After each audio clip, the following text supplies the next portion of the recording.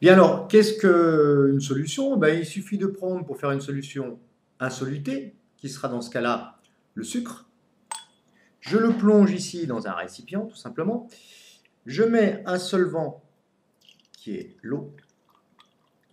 Alors, pour l'instant, on obtient une solution d'eau sucrée. Alors, évidemment, il faut dissoudre le solvant.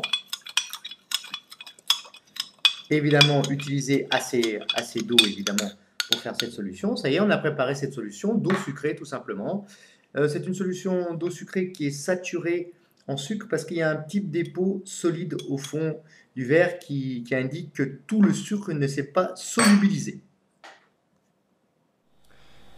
Concentration molaire et massique. Premièrement, qu'est-ce qu'une solution? Lorsqu'on dissout une espèce chimique solide, liquide ou gazeuse minoritaire, appelée soluté dans un liquide constituant majoritaire, appelé solvant, on obtient une solution. Si le solvant utilisé est de l'eau, alors on obtient une solution aqueuse. Une solution est homogène si elle a le même aspect partout. Une solution dans laquelle tout le solide introduit n'est pas dissous est une solution saturée en soluté. Une solution peut contenir des ions ou des molécules.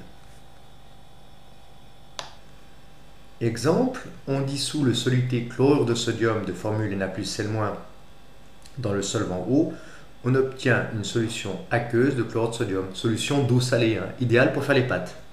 Deuxième exemple, on dissout du saccharose, le sucre, de formule brute C12H22O11 dans le solvant eau, on obtient une solution aqueuse d'eau sucrée.